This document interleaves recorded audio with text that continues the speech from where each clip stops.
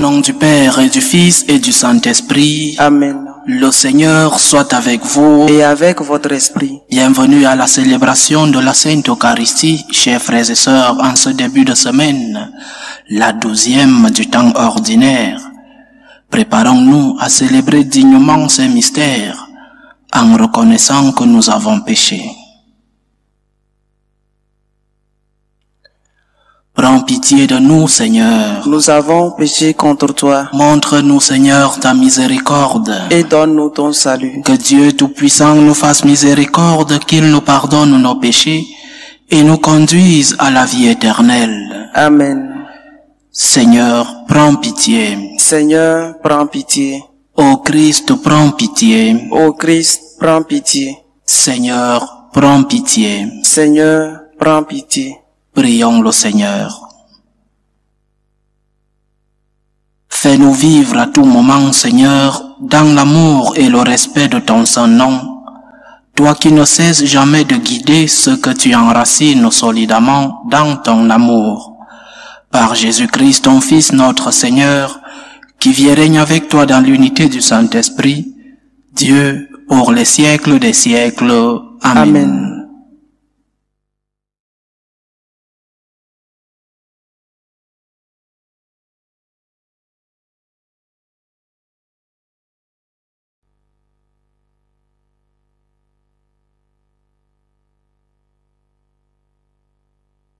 Lecture du livre de la Genèse. En ces jours-là, au chêne de Mambré, le Seigneur apparut à Abraham, qui était assis à l'entrée de la tente. C'était l'heure la plus chaude du jour. Abraham leva les yeux et il vit 3 hommes qui se tenaient debout près de lui. Dès qu'il les vit, il courut à leur rencontre depuis l'entrée de la tente et se prosterna jusqu'à terre.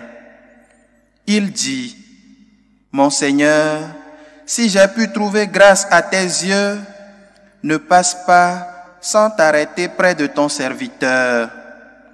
Permettez que l'on vous apporte un peu d'eau, vous laverez les pieds et vous vous étendrez sous cet arbre. Je vais chercher de quoi manger et vous reprendrez des forces avant d'aller plus loin, puisque vous êtes passé près de votre serviteur. » Ils répondirent, « Fais comme tu l'as dit. » Abraham se hâta d'aller trouver Sarah dans sa tente et il dit, « Prends vite 3 grandes mesures de fleurs de farine, pétris la pâte et fais des galettes. » Puis Abraham courut au troupeau, il prit un veau gras et tendre et le donna à un serviteur qui se hâta de le préparer. Il prit du fromage blanc, du lait, le veau que l'on avait apprêté et les déposa devant eux. Il se tenait debout près d'eux, sous l'arbre pendant qu'ils mangeaient. Ils lui demandèrent, « Où est Sarah, ta femme ?»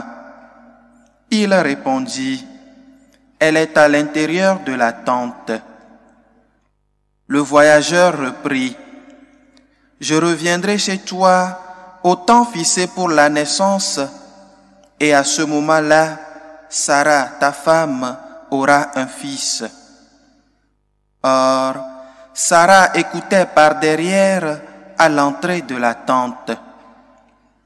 Abraham et Sarah étaient très avancés en âge et Sarah avait cessé d'avoir ce qui arrive aux femmes. Elle se mit à rire en elle-même. Elle se disait, « J'ai pourtant passé l'âge du plaisir et mon Seigneur est un vieillard. » Le Seigneur Dieu dit à Abraham, « Pourquoi Sarah a-t-elle ri en disant, « Est-ce que vraiment j'aurai un enfant, vieille comme je suis ?» Y a-t-il une merveille que le Seigneur ne puisse accomplir? Au moment où je reviendrai chez toi, au temps fixé pour la naissance, Sarah aura un fils. Sarah mentit en disant, je n'ai pas ri, car elle avait peur. Mais le Seigneur répliqua, si tu as ri. Parole du Seigneur. Nous rendons grâce à Dieu.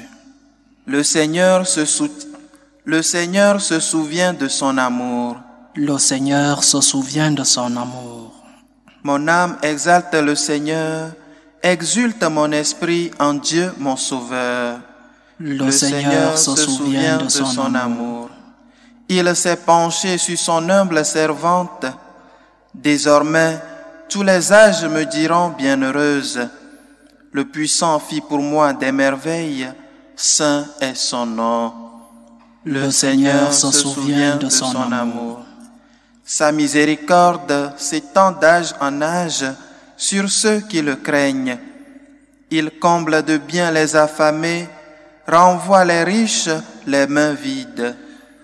Le Seigneur se souvient de son amour. Il relève Israël son serviteur, il se souvient de son amour, de la promesse faite à nos pères en faveur d'Abraham et de sa descendance à jamais. Le Seigneur se souvient de son amour. Alléluia, alléluia. Alléluia, alléluia. Le Christ a pris nos souffrances, il a porté nos maladies. Alléluia, alléluia.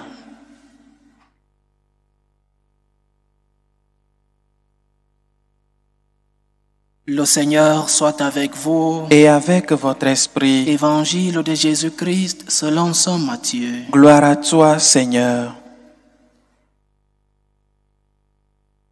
En ce temps-là, comme Jésus était entré à Capharnaüm, un centurion s'approcha de lui et le supplia.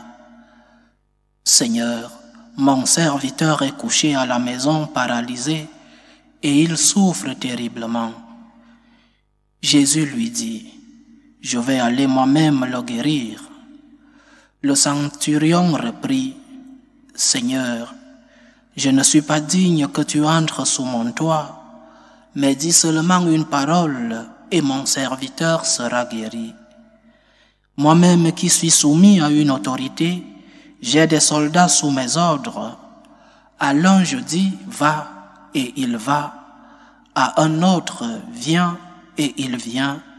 Et à mon esclave, fais ceci, et il le fait. » À ces mots, Jésus fut dans l'admiration et dit à ceux qui le suivaient, « Amen, je vous le déclare, chez personne en Israël je n'ai trouvé une telle foi. Aussi, je vous dis, beaucoup viendront de l'Orient et de l'Occident et prendront place avec Abraham, Isaac et Jacob au festin du royaume des cieux. Mais les fils du royaume seront jetés dans les ténèbres du dehors. Là, il y aura des pleurs et des grincements de dents. » Et Jésus dit au centurion, « Rentre chez toi, que tout se passe pour toi selon ta foi. » Et à l'heure même, le serviteur fut guéri. Comme Jésus entrait chez Pierre dans sa maison, il vit sa belle-mère couchée avec de la fièvre. Il lui toucha la main et la fièvre la quitta. Elle se leva et elle le servait. Le soir venu, on présenta à Jésus beaucoup de possédés. D'une parole, il expulsa les esprits et tous ceux qui étaient atteints de mal, il les guérit, pour que soit accomplie la parole prononcée par le prophète Isaïe. Il a pris nos souffrances, il a porté nos maladies. Acclamons la parole de Dieu. Louange à toi, Seigneur Jésus. La réponse du centurion au Seigneur est si importante que l'Église l'a reprise et introduite dans la liturgie de la messe. Avant la communion, nous disons tous, le prêtre et le peuple, « Seigneur, je ne suis pas digne de te recevoir, mais dis seulement une parole et je serai guéri. Nous faisons nôtres les paroles de ce centurion qui va demander pour son serviteur malade. Ce qui est le plus frappant dans cet évangile, c'est qu'après cette expression du centurion, qui avait une grande raison, pour un juif, entrer dans la maison d'un Romain était une offense grave. Le centurion était romain et notre Seigneur était juif. Le juif devenait impur quand il entrait dans la maison d'un Romain et il fallait se purifier avant d'entrer au temple, offrir un sacrifice que la loi commandait. Le centurion savait donc que le Seigneur, selon la loi juive, ne devait pas entrer dans sa maison. Et donc ce centurion ne veut pas faire de mal à Jésus. Il avait également la conviction que le Seigneur n'avait pas besoin de sa présence aux côtés de ce serviteur malade pour accomplir le miracle demandé. Mais la réponse de Jésus à ce que dit le centurion est une réponse étrange, parce que le Seigneur dit « Chez personne en Israël, je n'ai trouvé une telle foi. » À quoi fait-il référence si le centurion ne parle pas de foi? L'acte que le centurion fait, c'est plus un acte d'humilité qu'un acte de foi. Mais le Seigneur prend ce centurion comme un modèle de foi. Parce que la foi implique nécessairement l'humilité. L'humilité est une caractéristique de la foi. Une personne qui a la foi est convaincue que Dieu est Dieu et que Dieu est plus grand que lui, que Dieu est le Tout-Puissant. Une personne qui a la foi n'exige jamais. Une personne qui a la foi demande, mais n'exige pas, ne menace pas, ne fait pas de chantage. Si tu ne me donnes pas ceci, j'ai une grande crise de foi. Une personne qui a la foi demande humblement. Et si on ne lui donne pas, elle ne se met pas en colère, parce qu'elle est consciente qu'elle n'a pas de droit à la faveur. Et je répète chaque jour que nous traversons une profonde crise de foi, une crise qui touche tout le monde, même nous les chrétiens pratiquants, parce que nous ne savons plus qui est Dieu. Nous n'arrivons plus à savoir que Dieu est plus grand que nous et en conséquence, nous allons vers lui pour demander très humblement, peut-être parce que la société où nous vivons est une société pleine de droits, où tout est droit maintenant. Devant Dieu, nous n'avons pas de droit. Parce que tout ce qu'il a fait, c'est par amour pour nous.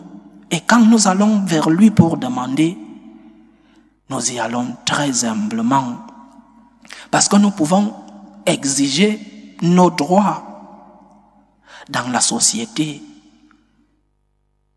Mais les faveurs, on ne les exige pas, on les demande. Une personne qui a la foi sollicite, demande, supplie, plaide, mais ne menace pas, ne fait pas de chantage, n'exige pas. Les droits s'exigent, oui, mais les faveurs se demandent. C'est cela notre premier enseignement, chers frères et sœurs. Ce centurion nous donne un exemple de foi caractérisé dans son humilité. Parce que je sais que Dieu est Dieu, je vais vers lui pour demander, pas pour exiger. Et le deuxième enseignement de cet évangile, parce qu'après l'acte d'humilité du centurion, après le miracle que le Seigneur a fait à son serviteur, Jésus est dans la même ville qu'Apharnaüm, et là, il est dans la maison de Pierre. Il voit que la belle-mère de Pierre souffre d'une grande fièvre. La fièvre à cette époque-là était une maladie qui pouvait entraîner à la mort. Dans certains endroits du monde aujourd'hui, la fièvre entraîne encore à la mort. Et le Seigneur va faire le miracle de guérir la belle-mère de Pierre. Mais une fois de plus, il y a une réponse. Une fois elle est guérie, l'Évangile dit que la belle-mère de Pierre se mit à les servir. Après une grâce, vient une action de grâce. Mais pas un simple merci, hein? Merci, et tu peux bouger. Après une grâce, vient une action de grâce. Et action veut dire bouger. Action veut dire se mettre au travail. Action veut dire des œuvres. Après avoir reçu une grâce du Seigneur, nous devons nous mettre en action pour le servir. Combien de fois nous avons reçu tant de grâces et nous n'arrivons même pas à reconnaître les grâces que nous avons reçues. Sommes-nous conscients de toutes les bénédictions que nous recevons chaque jour de notre Seigneur? Et que faisons-nous de ces grâces? Que faisons-nous? Ou alors nous disons, j'ai droit, oui, comme le droit à la vie dans notre société, le droit à avoir de la lumière à la maison. Nous n'avons pas le droit d'être aimés par Dieu. Ce n'est pas un droit pour nous. C'est une faveur que le Seigneur nous fait. Et il nous demande une réponse. Après une grâce, vient une action de grâce, gratitude. Ce que tu as reçu du Seigneur, tu dois lui donner une réponse. La belle-mère de Pierre reçoit un miracle, la guérison, et elle se met à servir. Quand nous aurons compris et quand nous aurons éduqué à être reconnaissants, notre société, les conséquences d'avoir des enfants reconnaissants, les conséquences d'avoir un peuple reconnaissant sont si profondes dans notre vie. Mais quand nous allons tourner le dos, quand nous allons éduquer dans l'orgueil, les conséquences seront une société pleine d'orgueil. La gratitude vient de l'humilité, parce que je reconnais que j'ai tout reçu de Dieu, parce que je reconnais toutes les grâces, toutes les bénédictions que j'ai reçues.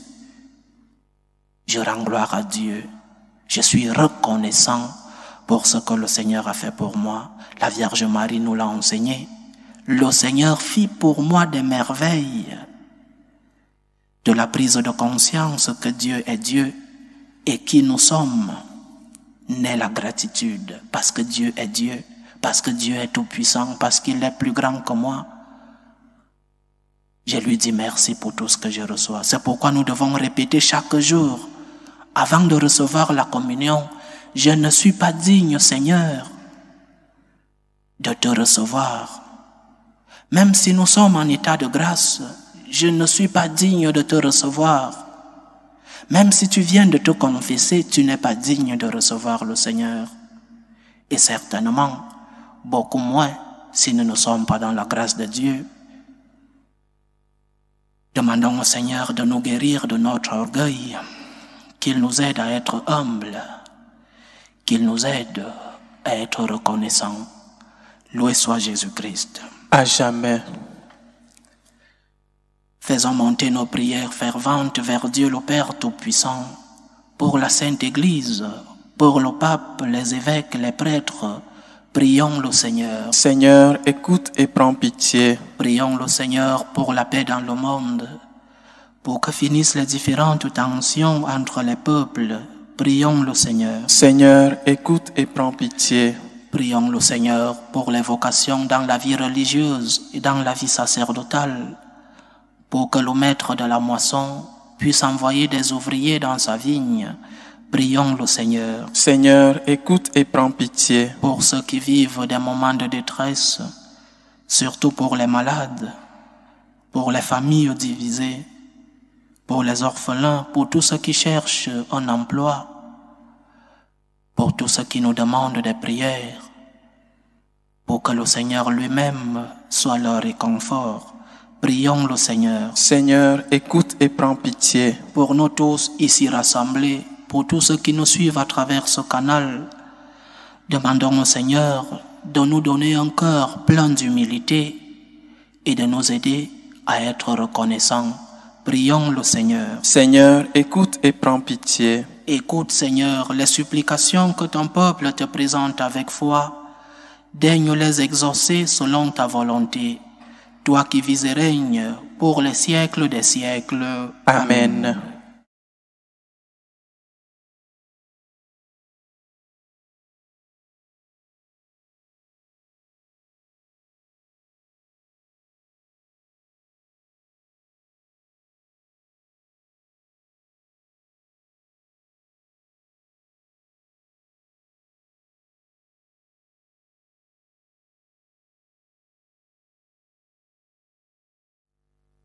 Tu es béni, Seigneur Dieu de l'univers. Nous avons reçu de ta bonté le pain que nous te présentons, fruit de la terre et du travail des hommes. Il deviendra pour nous le pain de la vie. Béni soit Dieu, maintenant et toujours. Tu es béni, Seigneur Dieu de l'univers. Nous avons reçu de ta bonté le vin que nous te présentons, fruit de la vigne et du travail des hommes. Il deviendra pour nous le vin du royaume éternel. Béni soit Dieu, maintenant et toujours.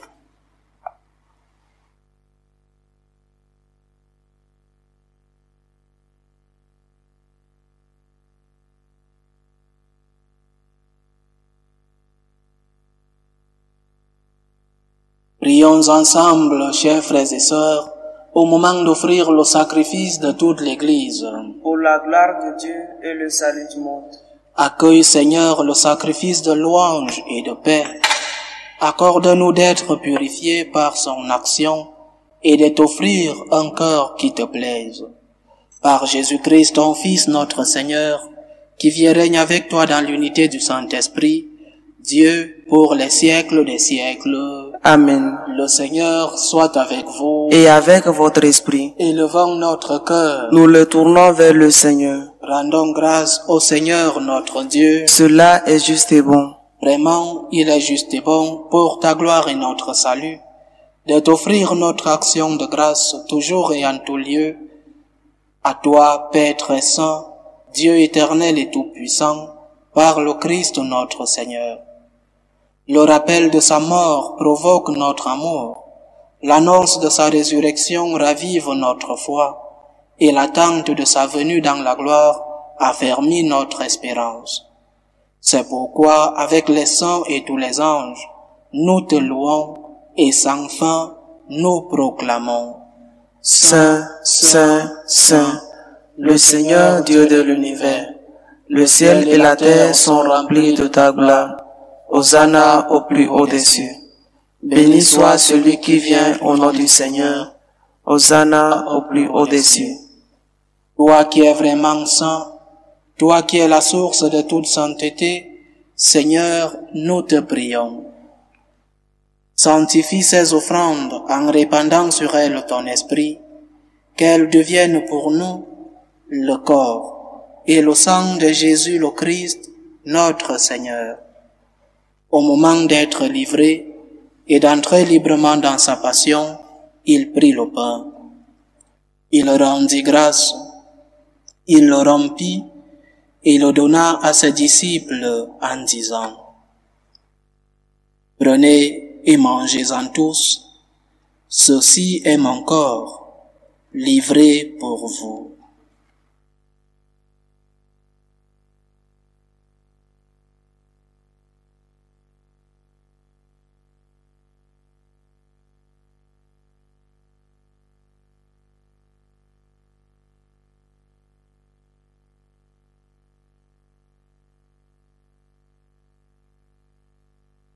De même, après le repas, il prit la coupe. De nouveau, il rendit grâce et la donna à ses disciples en disant: Prenez et buvez-en tous, car ceci est la coupe de mon sang, le sang de l'alliance nouvelle et éternelle, qui sera versé pour vous et pour la multitude en rémission des péchés. Vous ferez cela en mémoire de moi.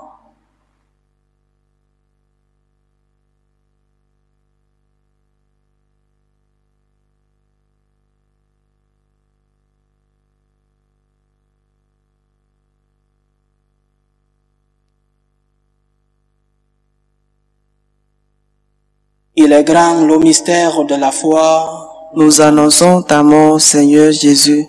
Nous proclamons ta résurrection. Nous attendons ta venue dans la gloire. En faisant ainsi mémoire de la mort et de la résurrection de ton Fils, nous t'offrons, Seigneur, le pain de la vie et la coupe du salut. Et nous te rendons grâce, car tu nous as estimés dignes de nous tenir devant toi pour te servir. Humblement nous te demandons qu'en ayant part au corps et au sang du Christ, nous soyons rassemblés par l'Esprit Saint en un seul corps. Souviens-toi, Seigneur, de ton Église répandue à travers le monde. Fais-la grandir dans ta charité, en union avec le pape François, notre évêque Carlos et tous ceux qui ont la charge de ton peuple. Souviens-toi aussi de nos frères et sœurs qui se sont endormis dans l'espérance de la résurrection. Et souviens-toi dans ta miséricorde de tous les défunts. Accueille-les dans la lumière de ton visage. Sur nous tous, enfin, nous implorons ta bonté. Permets qu'avec la Vierge Marie, la bienheureuse Mère de Dieu, avec Saint Joseph son époux, les apôtres et tous les saints qui ont fait ta joie au long des âges, nous ayons part à la vie éternelle et que nous chantions ta louange et ta gloire par ton Fils, Jésus le Christ.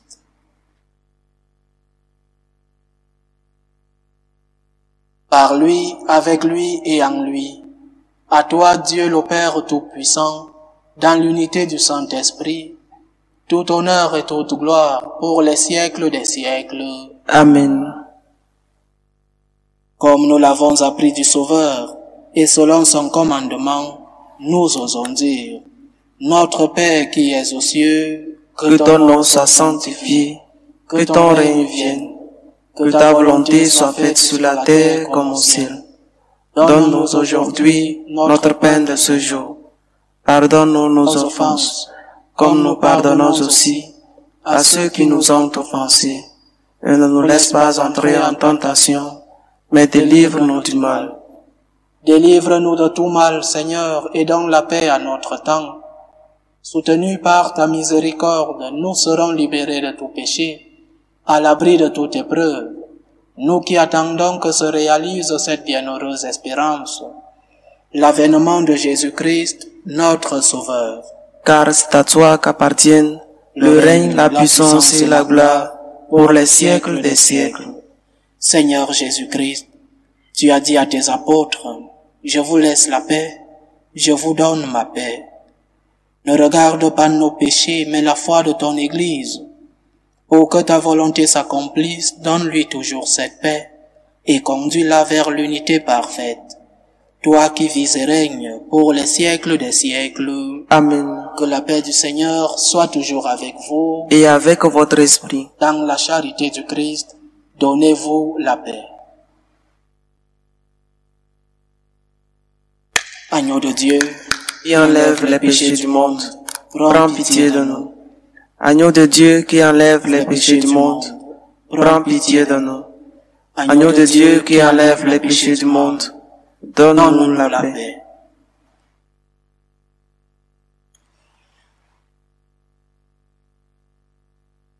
Voici l'agneau de Dieu. Voici celui qui enlève les péchés du monde. Heureux les invités au repas des noces de l'agneau. Seigneur, je ne suis pas digne de te recevoir, mais dis seulement une parole et je serai guéri. Que le corps et le sang du Christ nous gardent pour la vie éternelle. Amen.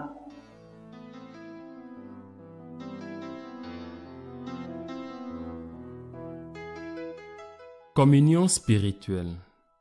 Mon Jésus, je crois en votre présence dans le très saint sacrement. Je vous aime plus que toute chose et je désire que vous veniez dans mon âme. Je ne puis maintenant vous recevoir sacramentellement dans mon cœur. Venez-y au moins spirituellement.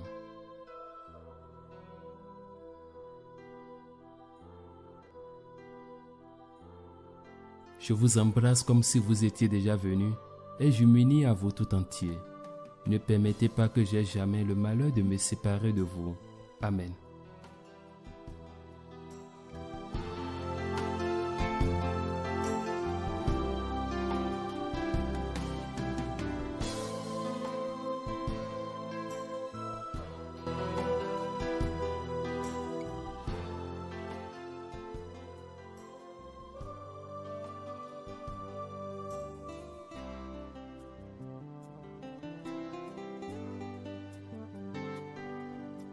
Achevons notre prière. Renouvelés par le corps et le sang de ton Fils, nous implorons ta bonté, Seigneur. Fais qu'à jamais rachetés, nous possédions dans ton royaume ce que nous célébrons en chaque Eucharistie. Par Jésus-Christ, ton Fils, notre Seigneur, qui vit et règne avec toi dans l'unité du Saint-Esprit, Dieu, pour les siècles des siècles. Amen. Le Seigneur soit avec vous. Et avec votre esprit. Que Dieu Tout-Puissant vous bénisse, le Père, le Fils et le Saint-Esprit. Amen. Allez dans la paix du Christ. Nous rendons grâce à Dieu. Salut ô Reine, Mère de miséricorde, notre vie, notre douceur, notre espérance, salut. Nous crions vers toi, enfant d'Ève exilée. Vers toi nous soupirons, gémissant et pleurant, dans cette vallée de larmes. Ô toi notre avocate, tourne vers nous ton regard miséricordieux, et après cet exil, montre-nous Jésus, le fruit béni de tes entrailles. Ô clémente, ô miséricordieuse, ô douce Vierge Marie, Amen. Priez pour nous, Sainte Mère de Dieu, afin que nous soyons rendus dignes des promesses du Christ.